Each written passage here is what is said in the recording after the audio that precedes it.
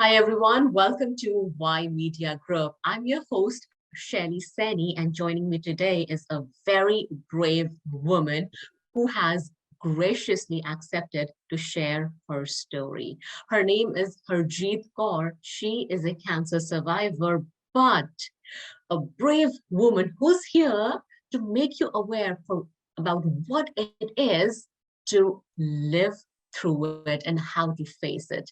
Welcome, Harjeet ji. Thanks, Shai. Hi, everyone. Namaste, Sasrika, whosoever is listening to me today.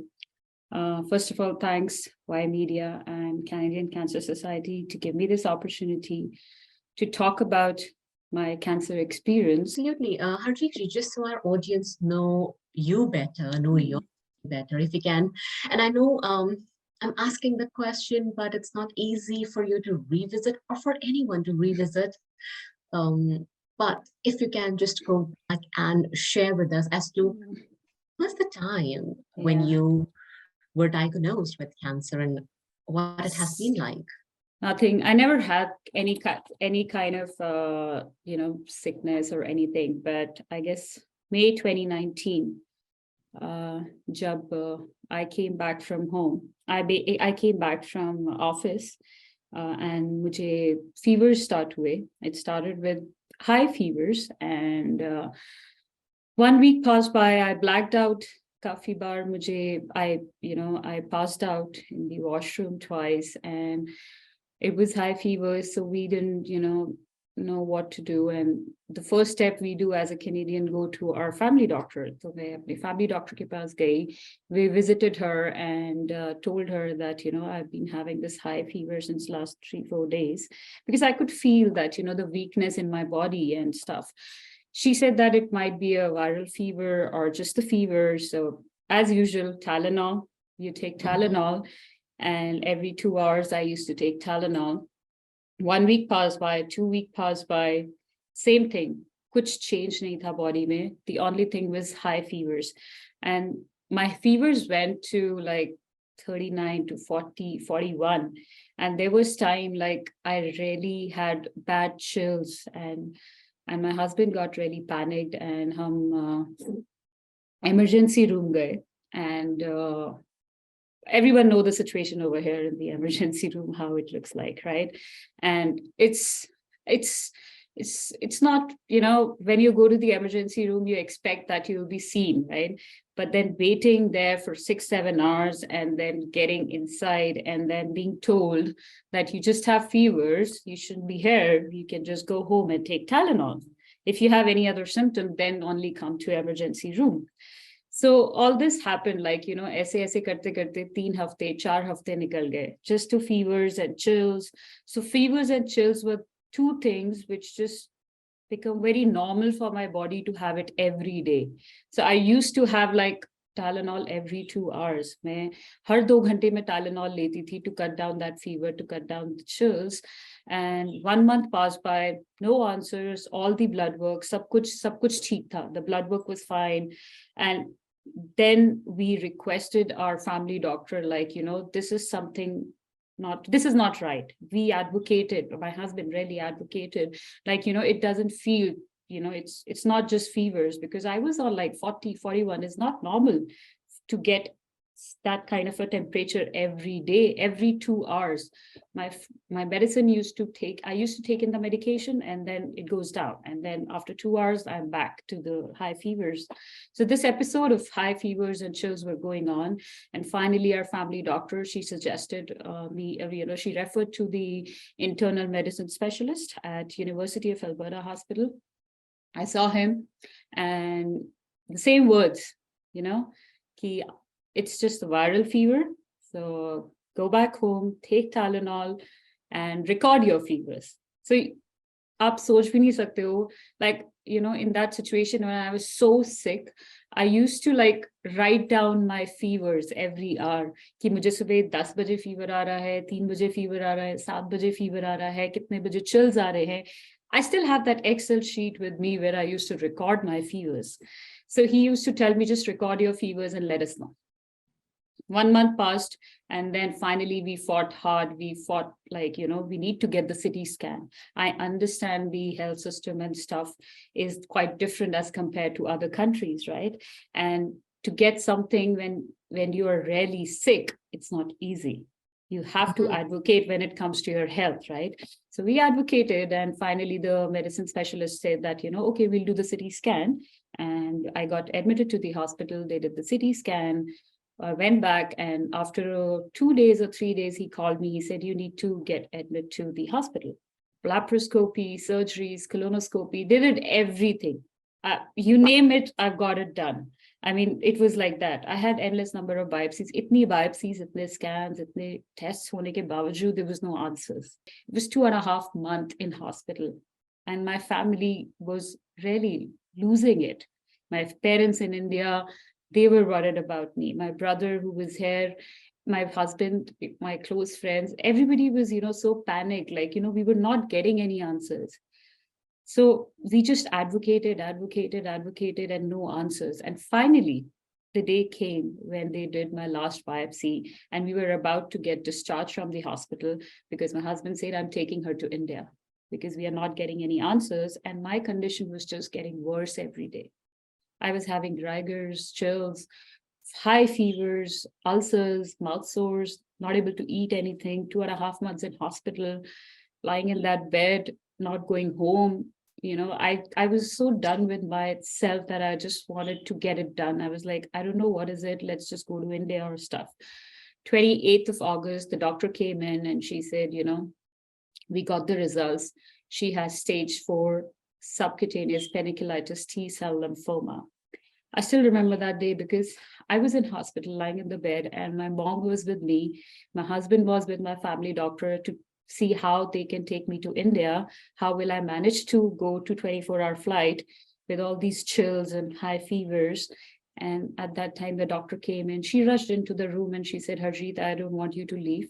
We want you to stay and we need to start your treatment ASAP because your condition is getting worse.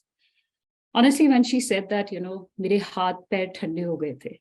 I was not able to, एक होता है ना कि you can't take that word. Nobody wants to hear that word, right? And that time when she was talking, I was like, I don't know what you're saying. And I hold my mom's hand and I was like, I don't know what's next. The next day, they started the chemotherapy. The oncologist came into my room. He explained me my type of cancer, that it's a rare type of diagnosis.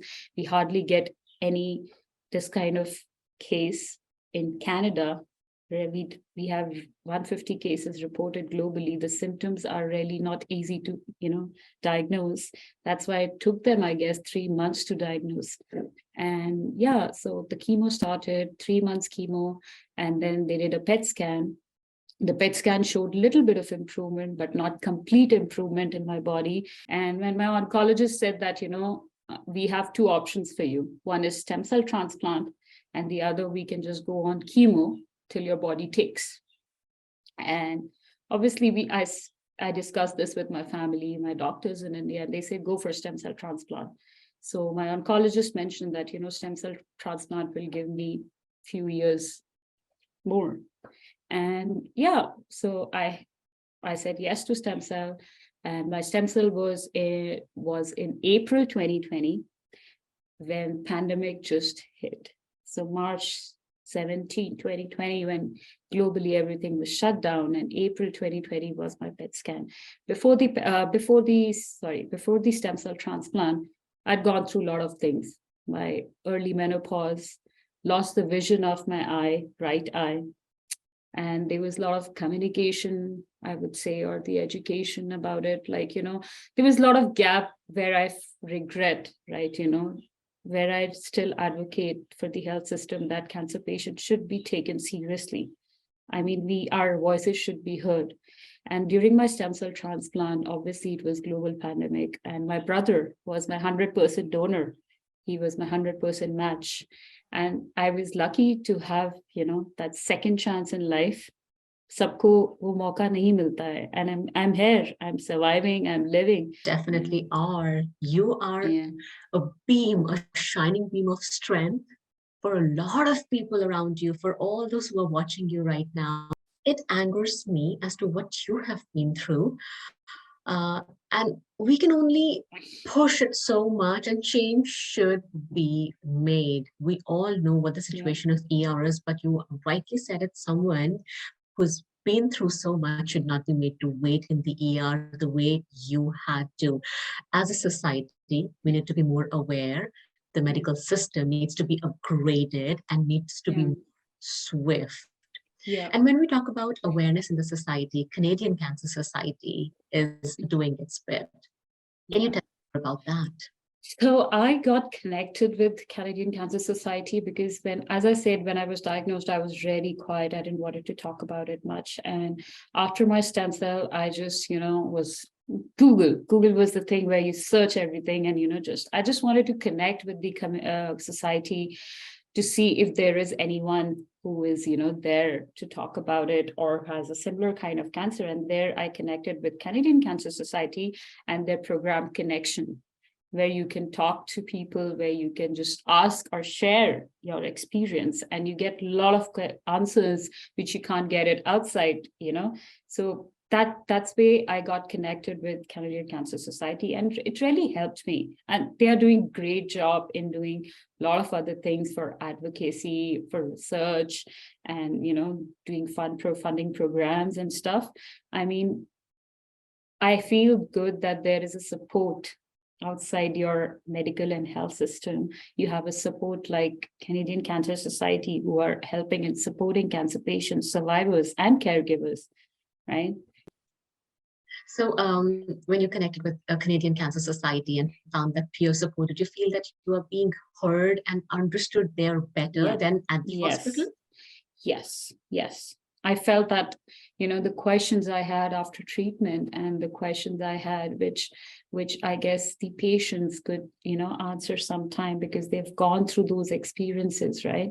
They have been there and seen that. So it was easy for me to connect. And sometimes it's really easy to connect with those people who've gone through this.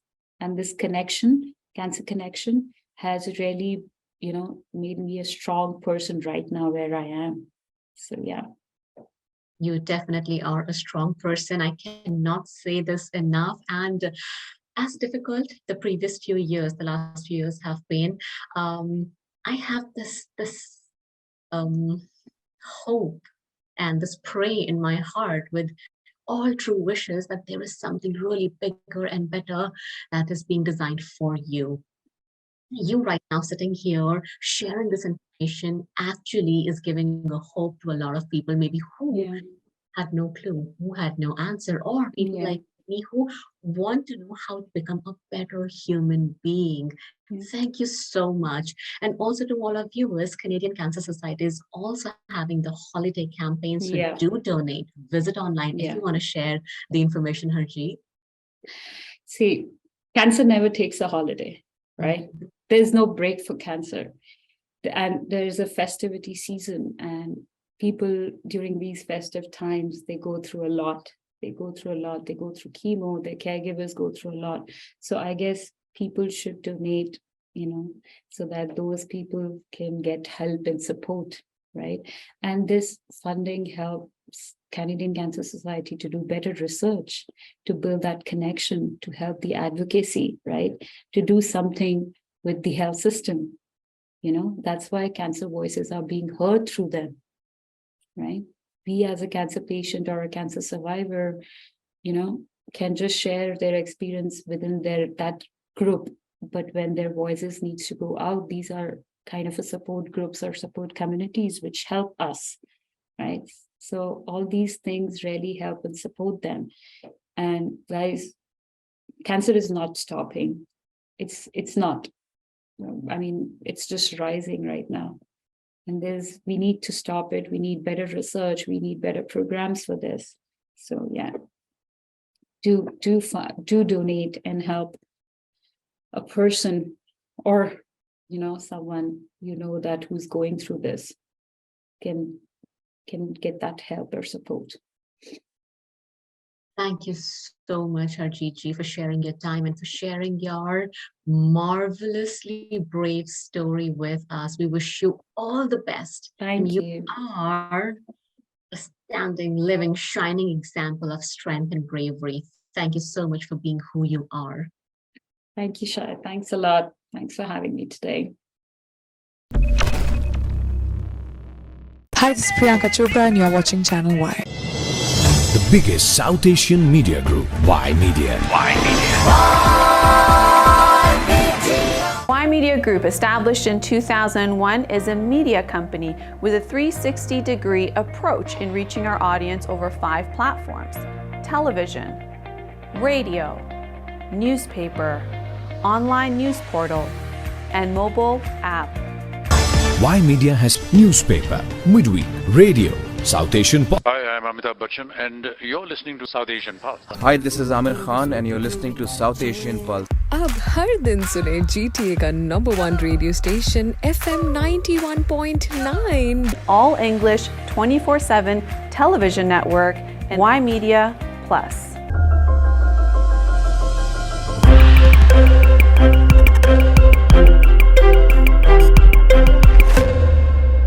You are watching Channel Y. Channel Y.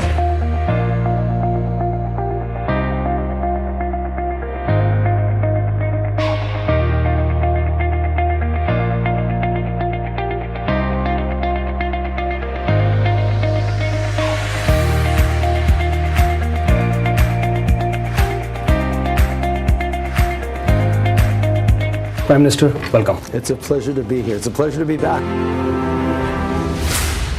Online, SouthAsianDaily.com. The biggest South Asian media group, Y Media.